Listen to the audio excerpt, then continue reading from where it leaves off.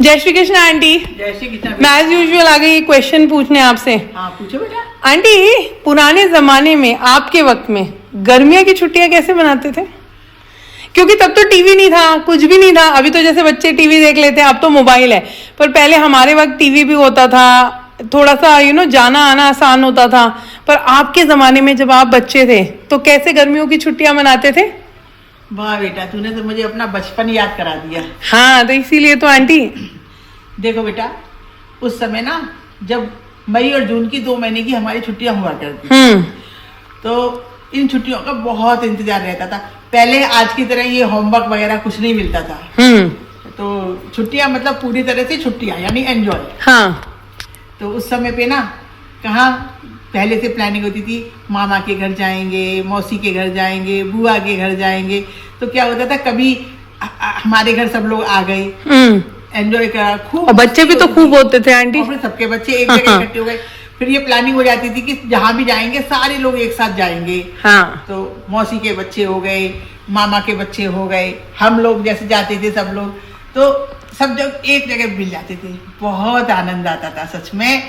क्या होता था, सब लोग ना सुबह के समय पे, उस समय ऐसे नाश्ता नहीं होते थे जैसे आजकल तुम लोग मैगी बनाते हो, नूडल्स या ये ऐसा कुछ नहीं होता था। हाँ हाँ। बेसन डाल के, नमक मिर्च अजवाइन डाल करके, खूब सारी आटा लगा करके मसाला वाली पूड़ियाँ बना ली। हाँ। आलू की सब्जी बना ली, या अचार का बड़ा भारी था, जिसके आती सुबह के समय पूड़ियाँ बनती जा रही हैं, सब बच्चे एक थाल में लेके बैठ गए और अचार।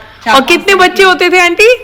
अरे बस पूछो मत ना, मामा के बच्चे, मौसी के बच्चे। नहीं, पर कितने टोटल ऑन एन एवरेज आप बताओ? तो हमारे यहाँ तो हम करीब 10 बच्चे हो जाते थे। 10 बच्चे। और उनके लिए आपकी मम्मी है जैसे वो है, सब लोग मिलकर पूड़ियाँ बनाएंगे। जैसे मामा के घर जाते थे हम, करीब 10 बच्चे हो जाते थे।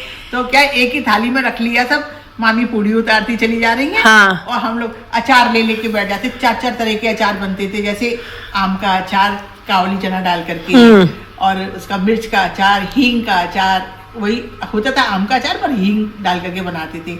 और इस तरह से ना लिसौड़े का अचार, टैटी का अचार, इस तरह के अचार जिसको जो पसंद हो। और सबको लाइन से, मुझे याद है आप बताते थे आपकी मम्मी जो है वो लाइन से सबको बिठा के 2-2 बिस्किट आटे के।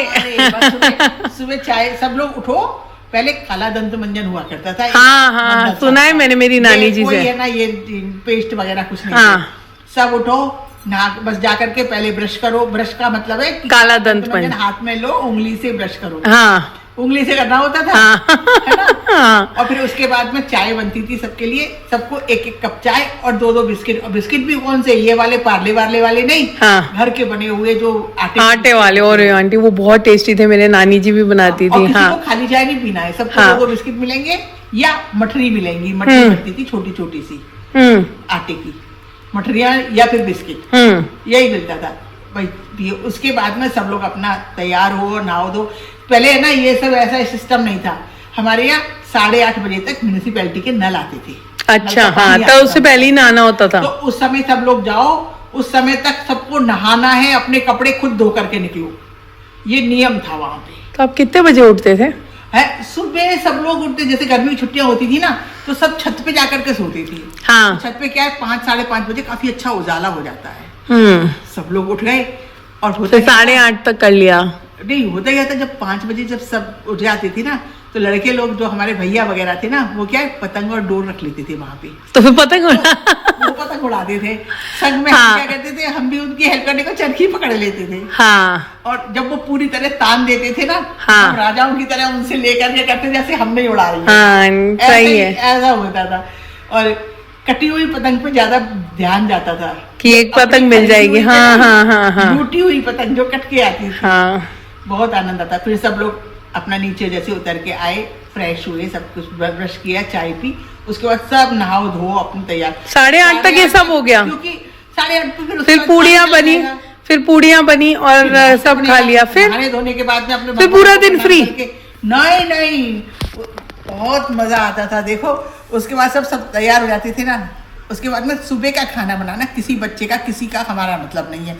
सुबह की रसोई को वहाँ पे कच्ची रसोई बोलते थे। कच्ची रसोई मतलब सिर्फ बड़े लोग ही खाना बनाएंगे, उस चौके में कोई छोटा हाथ नहीं लगाएगा। जब खाना बन जाएगा तब सबको बुलाया जाएगा और आसन डाल देते थे। हाँ। सब लोग बैठ जाओ और पंगत सी लग जाती थी और सबको खाना मिलता था, दाल चावल सब्जी रोटी जो भी बनता था उस समय। सुबह का खाना बड़े लोग बनाते थे, उसमें बच्चों का हाथ नहीं लगता था। कहते पारस की रसोई कहती है ना। हाँ। सुना होगा कभी तो। हाँ। है ना। तो और जब जाते थे तो हमारे क्या खेल खिलौने थी पता है क्या? हमारी मामियाँ मौसी ये लोग क्या करती थी, बायल की आरकंडी की ऐसी हल्के हल्के रंग की साड़ियाँ लेकर के और उसमें छोटे छोटे बूटे छपवा के रखवा लेती थी। हाँ। या बेडशीट छपवा के रखवा ली, पिलो कवर छपवा के रखवा लिए, बेच पोस्ट छपवा के रखवा लिए। अब जब सबरे बच्चे इकट्ठे हुए उनको ये कढ़ाई का काम दे दिया, जिसको भी कढ़ाई अच्छी लगती है कढ़ाई करो। हाँ। जिसको सिलाई आती है वो लट्ठा मंगा के रख लेती थी। हाँ। घर के बने हुए लड़के लोग अंडरवियर पहनते थे, तो अंडरवियर सिलो, पेटीकोट सिलो, पजामा सिलो। लड़कियां अंदर इनर पहनती थी जो समय। हाँ। वो सिलो। जिसको सिलाई का आता है सिलाई करो, साड़ी में फॉल लगाओ। और क्या करते थे, कॉमिक्स से मंगा लेते थे, किराए पे कॉमिक्स मिला करते थे। हाँ। बच्चों की कहानी तुमने सुना होगा ना। हाँ। चंपक, हाँ, बैलेंस, ये इस तरह की नागराज, ध्रुव, ये सब तो मैंने भी पढ़े हुए हैं। क्या होता था वहाँ पे किराए पे, बहुत सस्ते किराए पे मिलती थी। हाँ। 5-7 ना लेकर के कॉमिक्स किताबें मंगा ली, बैठे हुए टाइम पे बचे हुए वो करो। उसमें लूडो, कैरम, ताश ये रहते थे। मतलब इस तरह से मनोरंजन का पूरा साधन रहता था, पर सब इंडोर। और ये सब 50s 60s 70s की बात आप बता रहे हो ना? ये बेटा उस समय हम छोटे ही थे। हाँ। छोटेपन की बात है। हाँ। तूने तो आज मुझे बचपन याद दिला। अरे आंटी मुझे भी बहुत अच्छा लगा। और सोते कितने बजे थे? सोते थे मतलब अब क्या होता है गर्मी के दिनों में ना छत तप जाती है। हाँ। है ना। तो शाम के समय जा के बाल्टी भर भर के ना छतों पे पहले छिड़काव करती थी। हाँ। 3 4 बार छिड़काव करते थे, छत ठंडी हो जाती थी। मच्छर नहीं होते थे ना तब? मच्छर नहीं लगते थे, अगर होते हाँ। होंगे तो कोई लगते वक्ते तो। हाँ। और फिर सब लोग रात को खाना 8 बजे तक डिनर का काम खत्म हो जाता। उसके बाद सब लोग अपना चले जाते ऊपर में और फिर आराम से गप्पे मारते हो। मारो, सो, कुछ भी करो, तारे गिनो, कुछ भी करो। क्या दिन थे। मतलब कुछ भी आप करो। और ये पूरे 2 महीने चलता था। तो पहले मामा के यहाँ हो गया, मतलब ननिहाल हो गया।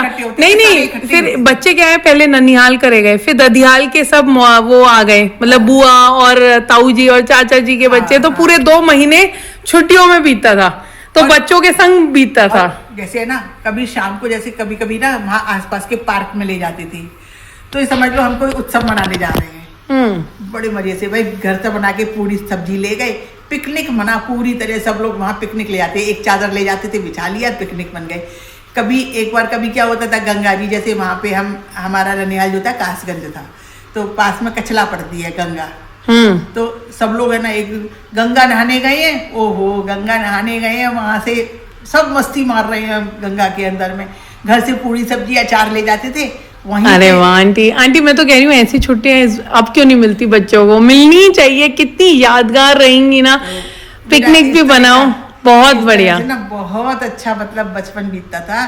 और बस क्या बताएं तुम्हें, आते हैं तो आज मेरा बचपन में दोबारा से मेरी आंटी मैं तो ये बोलूंगी कि आजकल के बच्चों को भी ऐसा बचपन दीजिए ताकि वो बच्चों के संग खेले, बाहर नेचर से उन्हें जुड़ाइए।